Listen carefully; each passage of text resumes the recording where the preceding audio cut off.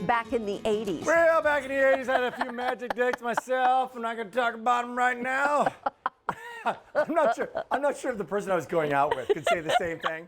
They might have given me a different review somewhere. Here we go, everybody. This is a don't wait on it item. This is in time for Labor Day. Our number one, biggest, most popular food brand nominated in 2020 for most recommended for best overall food. They're back. The prime pork ribeye steaks. You love, love, love the fillets from Rastelli's. You love the sirloins from Rastelli's. Don't, whatever you do, be calling this a pork chop. This is a prime pork ribeye steak, and it's phenomenal. And the value here, compared to like going and getting a ribeye at a restaurant, right? This is the way to go. They're huge, by the way. They're not 3 ounce or 4 ounce. They're 6 ounce. They're big. They're juicy. And I mean, it's pork that's going to be juicy. It's so flavorful and so incredibly versatile. So there you see what you're getting from our number one brand. If you tried them, come on in. Couple things. Sold out last time. So they're going quickly again. 100 already spoken for. There's about 1,000 to go around in time for Labor Day. But if you get them now, you're in luck. If not, you're not going to be able to get them for Labor Day. So it's kind of a last chance opportunity. And I'm going to show you in a second how to stuff them, how to fry them, how to put them in a Parmesan, or even slice these up and put them on kebabs. But I'm not going to do it alone. No, because Mr. Rastelli himself, Ray Rastelli, is joining us. Ray, great to have you back on QVC. How are you, sir? Great to work with you again. Good, buddy. Great to see you again. Yeah, man. All the best, man. A 2020 award winner. No shocking that you are, right? You're taking over the whole channel here. Tell us, what if somebody's thinking about, they're thinking about pork. They're thinking about a pork chop, and then they're not sure what you mean by this prime steak. Clarify, would you please, sir? Yeah, well, they're too good to be called pork chops. So it all starts really, Rick, with where we get it from. So this is Pennsylvania Dutch Amish country pork. It's prime pork, but it's the ribeye. So let's think about it. The ribeye of beef is the richest piece of beef on steer. Well, why not on pork as well? And it is. It's beautifully marbled. It's incredibly tender and flavorful. Come on in here. But because this is prime pork, the tenderness and the juiciness. Now, Rick, you have a knife in your right hand. Put the knife down, Rick. You don't need the knife. Put the knife down. Put the knife down. Use the fork and go ahead and cut that steak. Here we go, fork. baby. Now tell me, can you do that? Can you do that with any other pork steak? Look at that. Can't. Look at the juiciness of that. You just can't do that. That is what it's all about. 300 already all ordered. By the way, if you want it right now, you can go for it. Also, auto delivery is available. That's every 90 days. Lock into it, but sold out last time. You know how many 5-star reviews there are on QVC.com? Well, you probably do know that, Ray.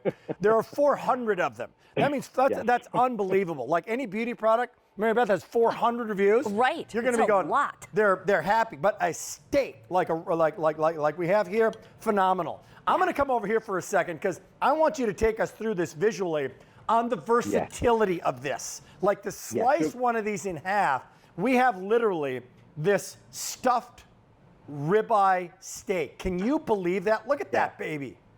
It's 6 ounces, and remember, it's been trimmed from end to end, so you're going to eat from one end to the other, this beautiful prime pork. Here, all we did was put a pocket in it and stuffed it. And when you talk about versatility, Rick, we're talking about the most versatile piece of pork there is. In fact, anything you do with chicken or veal, you can do with this, whether it's stuffed, whether it's a Milanese. How about a pork scallopini or a pork parmesan, right? Or just a pork cutlet that's been dredged in flour and got that beautiful white southern gravy over top. Wow. It is so simple to do.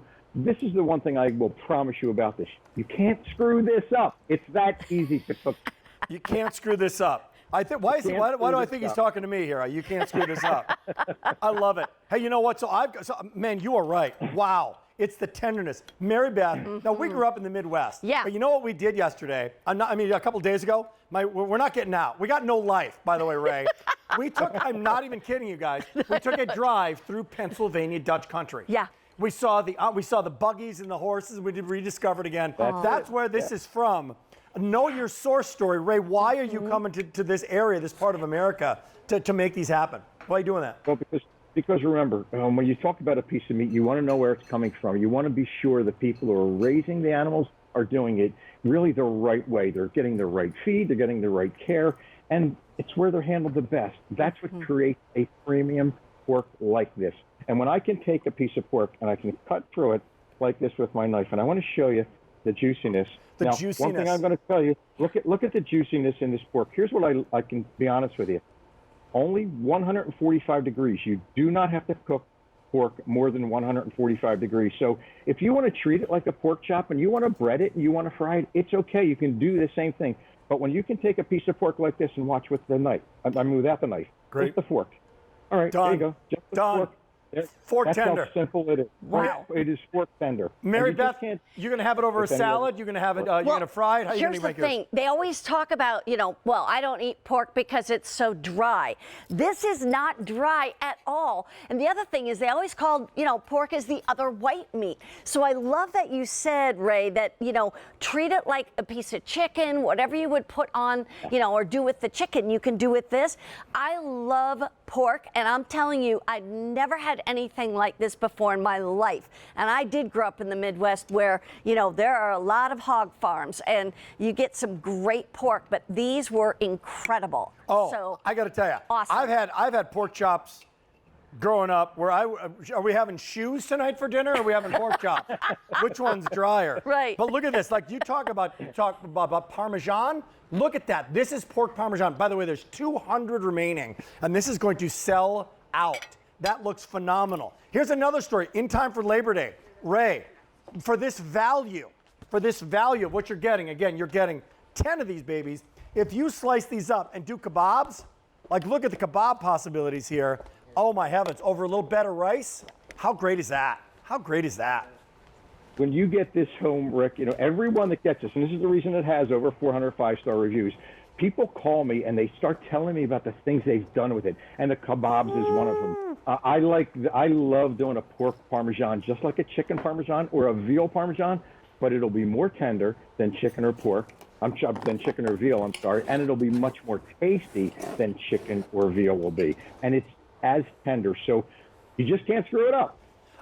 You know what? In the last minute, I've got this. Now I did all by myself. People Sure. don't realize that. I come in hours and hours. Tell me about this one, because you guys, you bang this out and then you bread it. It's one of your favorites, Ray. It really is one of my favorites. And all I did there is just took that 6-ounce pork ribeye steak and just pounded it out. Now, that's a half. So when you pound this out, it's really Look at that. large. That's one And of 10 right here. That's it. Just dredged it in flour, right? Threw some eggs and flour on top. And I just put it on top of my skillet and fried it.